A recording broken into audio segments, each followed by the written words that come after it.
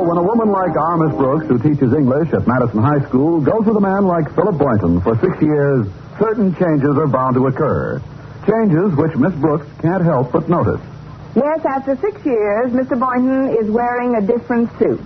But last week, for the first time, some radical changes did appear to be in evidence. All else having failed, I had decided to take my landlady's advice and try to build up Mr. Boynton's ego.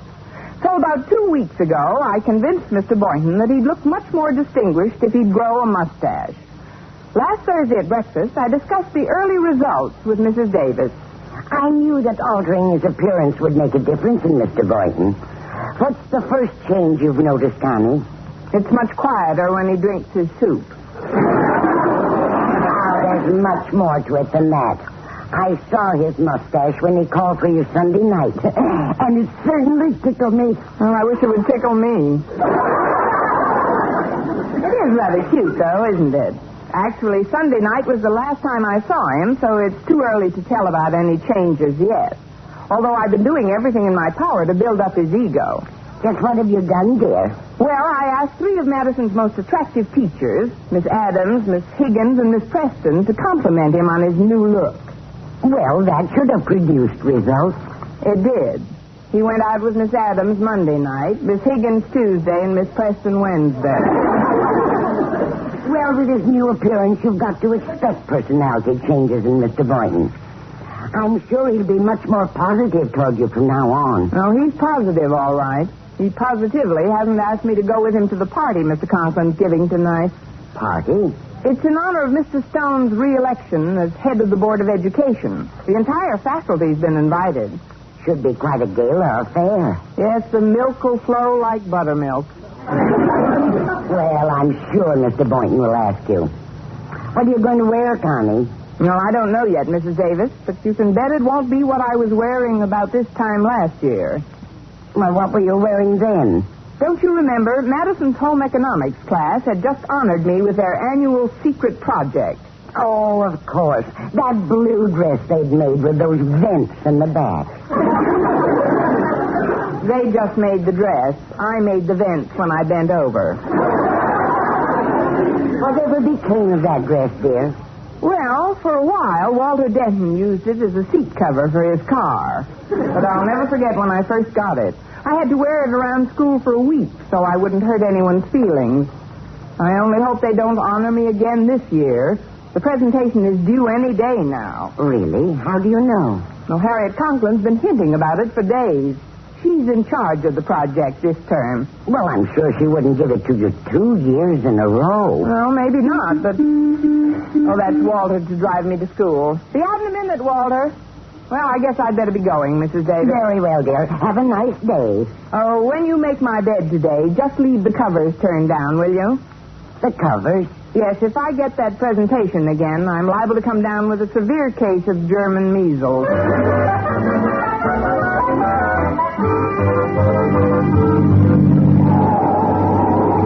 Oh, for goodness sakes, Walter. If you're going to make a turn like that, at least give the person behind you a hand signal. If you adored, teacher, I'll send out a flare. I thought you'd notice something besides my driving today.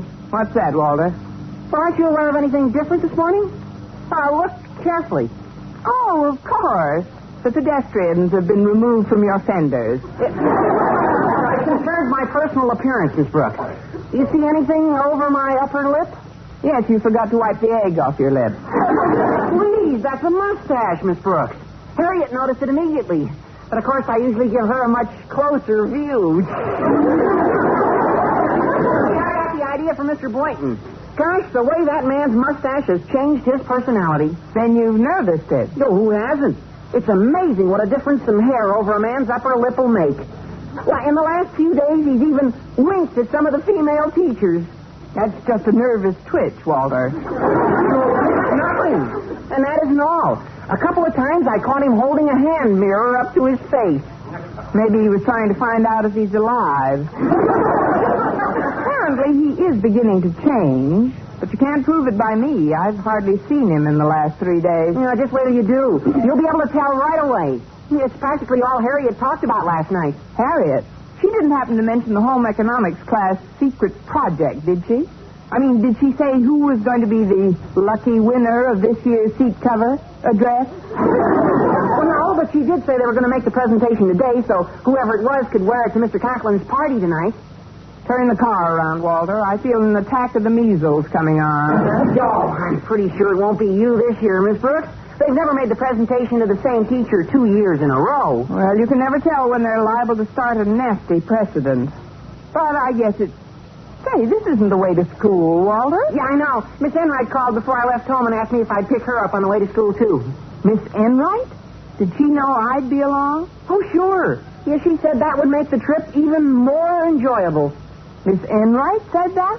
Well, to quote her exactly, Miss Enright said she'd always look forward to being present when you were taken for a ride. That's Miss Enright, all right. Well, I suppose I can stand it for a few miles if she can. Well, let's see now. She said her house was right in the middle of the block and she'd be out front. Here it is. Just pull up in front of that stunted tree, Walter. That's Miss Enright. Oh, yes. You have wonderful vision, Walter. Well, good morning, Walter. Good morning, Miss Brooks. It was. My, but you two make a pretty picture in the front seat. We do? Yes. I'd call it mother and son in jalopy. Well, hop in and we'll have 3 generations, Grandma. Well, I do hope I won't be crowding you, Miss Brooks. But then you're used to being shoved around, aren't you, darling? Maybe I just better get out and walk. No, nonsense. Just move over a little. Oh, there we are. Oh, this is comfy. Walter, your upholstery is positively squishy. I haven't moved over yet. Oh.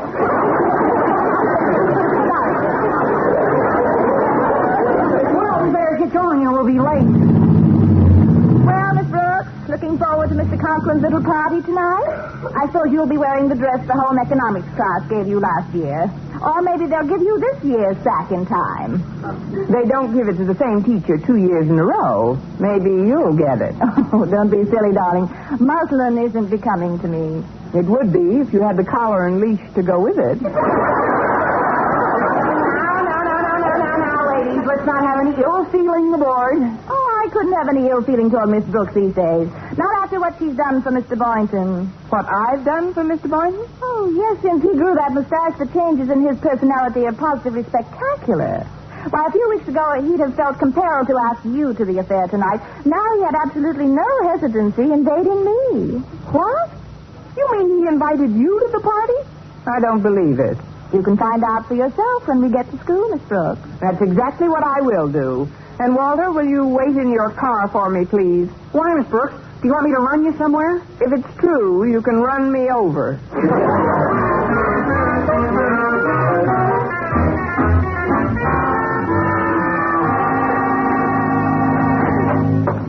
Oh, Mr. Boynton. Mr. Boynton, where are you? Oh, right over here, Miss Brooks, in front of this mirror. Oh, I wanted to talk to you before class began, and... What are you doing, Mr. Boynton? I was just trying to make up my mind about this mustache, Miss Brooks. Do you think I should wax it or let it curl naturally? I'd say it's 6 of one and half a dozen of the other.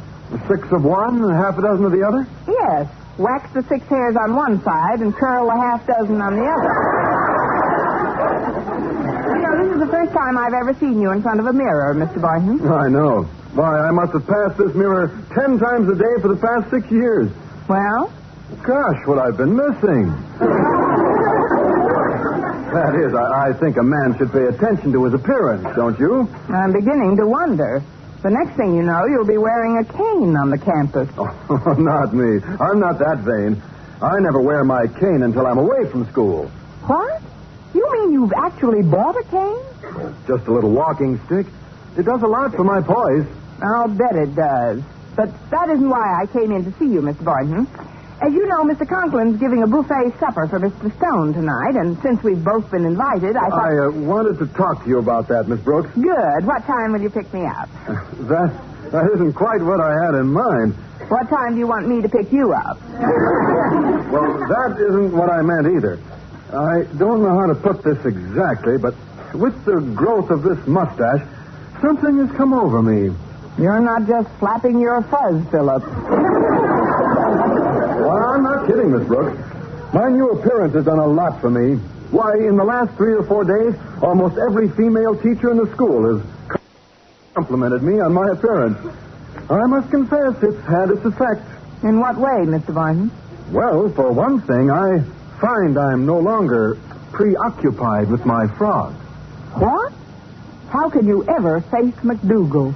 Oh, I don't want you to think I'm conceited, Miss Brooks, but when I noticed how women reacted to my mustache and me, well, a definite change began to take place in my personality. A change? Mm-hmm. Where I formerly thought of myself as exclusively a man's man, I now think of myself as a ladies' man, too. I've got to get this boy a razor. Look, Mr. Boynton, what has this got to do with tonight? Well, I'm taking Miss Enright to the party tonight. Then it's true. Yes, Miss Brooks. Now, I don't want you to be hurt. Actually, I owe you a great deal for helping me to discover my true self. But, well... Yes, Mr. Boynton? It's just that now I feel I belong to all women. Thank you, Tommy Manville.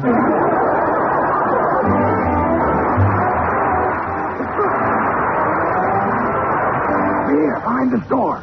Oh, for a minute I thought the radiator was leaking hot air.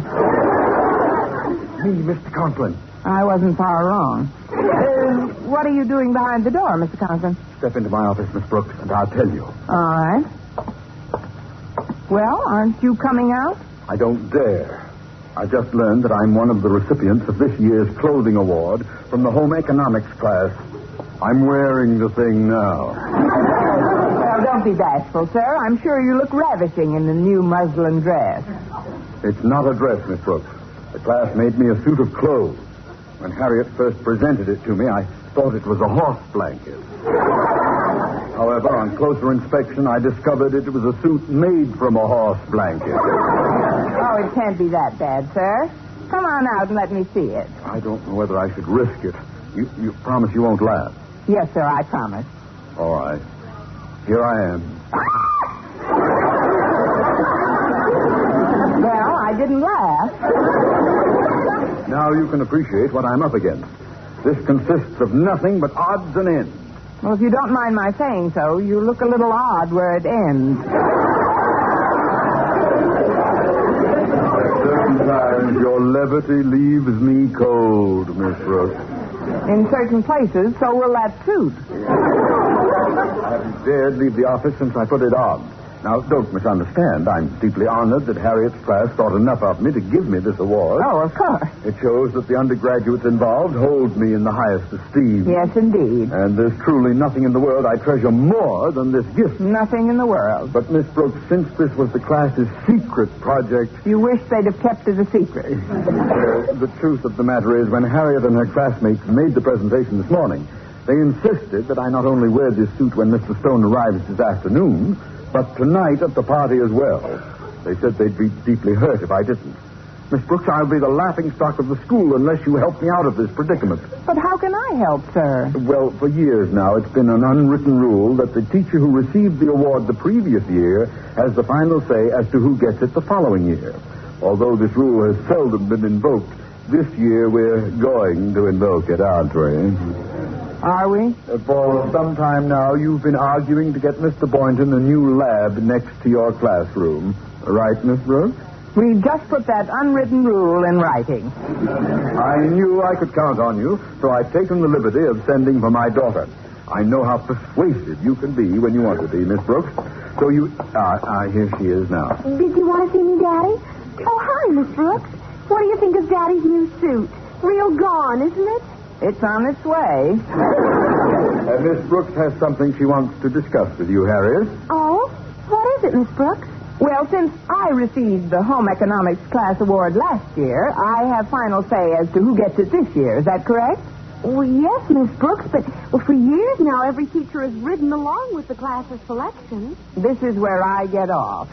That is, I'm taking advantage of my prerogative, and I don't think your father should receive the award this year. I don't think he should either. I mean, Miss Brooks may have a point, Harriet. But who deserves the suit more than Daddy, Miss Brooks? Only one man, the esteemed head of our Board of Education. Mr. Stone? Mr. Stone! Motion carried, Stone stuck. He should get the award. Well, if you say so, Miss Brooks, but I certainly hope there's no objection to the other presentation we're making today. The other one? Yes. Besides the suit, our class made a dress for a female teacher. We're giving it to Miss Adams. Want to bet? You mean you don't approve of that selection either? Then who do you think should get it? Only one person, Harriet. The teacher who's really been... Miss Brooks. Huh? I'm over here behind the door of the faculty room. Oh, for a minute I thought it was a cobra. It's me, Miss Enright. I wasn't far from wrong. What are you doing behind the door, Miss Enright? You know perfectly well what I'm doing behind this door. Because of you, I've been compelled to wear the dress the home economics class made for Miss Adams. Now I daren't show my face in public. Well, you can't blame that on the dress. Now, never mind the facts. The winner of this loathsome award has to wear this thing to the party tonight. Now, you got me into this dress, Miss Brooks. You get me out of it. Oh, then you definitely won't be able to show your face in public. You know what I mean. This atrocity looks like a potato sack on me. There, look, see? It would look better with potatoes in it. But if you're so set against wearing it tonight, perhaps we can make a deal. What sort of deal, Miss Brooks? Well, since I have the final say, I could tell Harriet to give it to someone else, but only under certain conditions. What are they? First, that you break your date with Mr. Boynton tonight, and second, that you give as your reason the fact that he's been taking this mustache bit much too big. And if I refuse? Say, I was just noticing that muslin does wonders for your knobby knees. All right, Miss Brooks, you win. I have no choice but to agree to your proposal. Atta girl. You must admit I'm a good loser, darling. Yes, indeed, Miss Enright, and I can't think of anyone I'd rather see lose.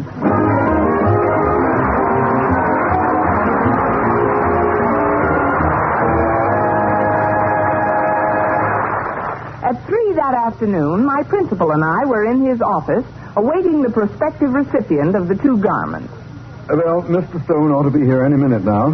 Do you want to make the presentation, or shall I, Miss Brooks? Well, as the previous year's recipient, I think I should present the suit to him, Mr. Conklin. And if you don't mind, sir, I'll also give him this other award. You mean this piece of burlap? The only thing that's good for is to hold a bunch of potatoes. That's no way to talk about Mrs. Stone. Mrs. Stone? This is the dress made by our home economics class. The Stones should make quite a handsome couple in these outfits. Oh, yes, indeed.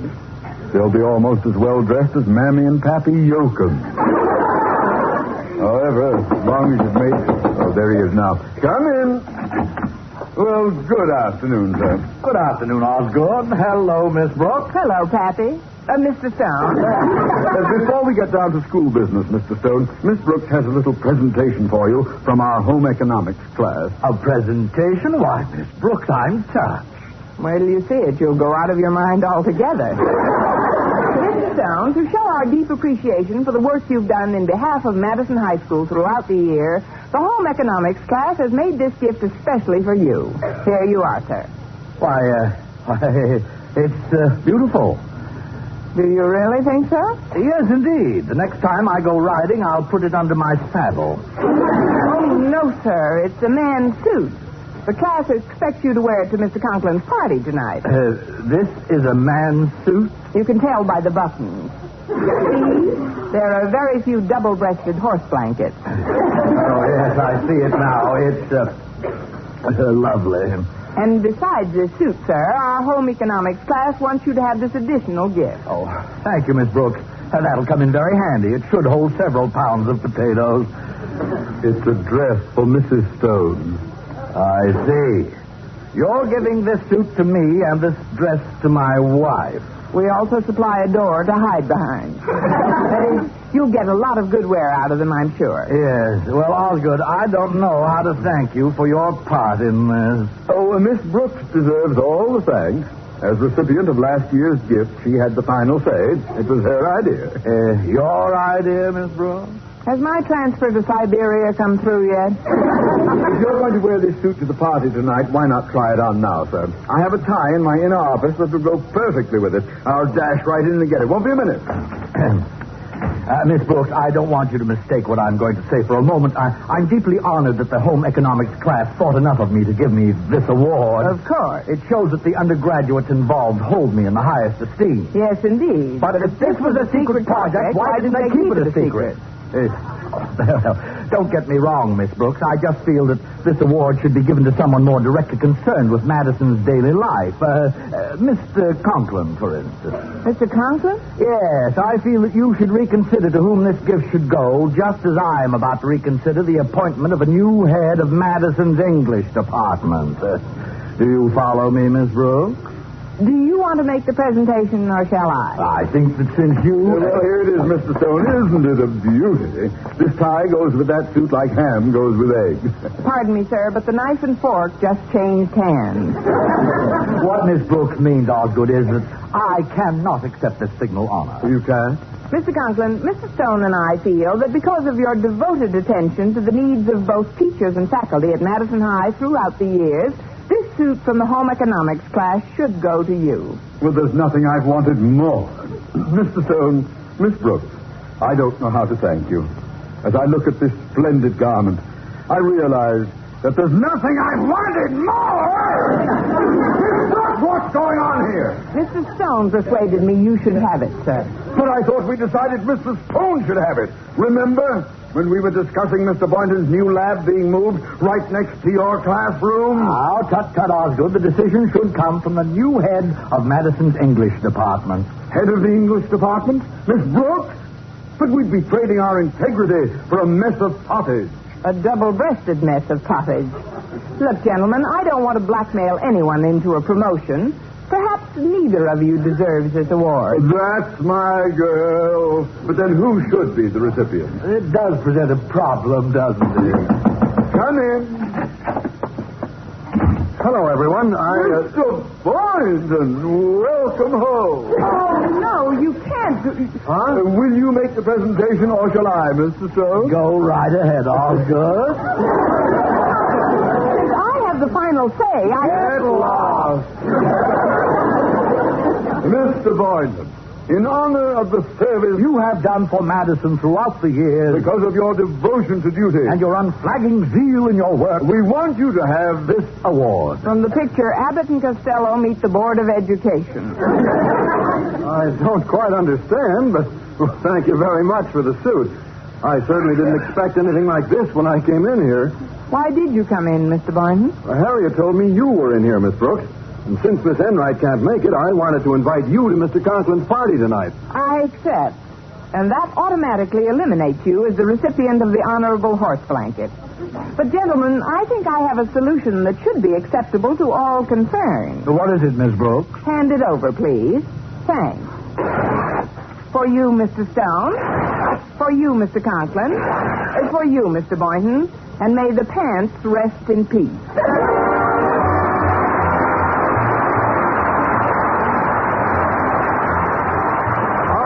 Starring Eve Arden, Clark Clark, is produced and directed by Larry Burns, written by Arthur Oldsberg and Al Lewis, with the music of Bud Gluskin.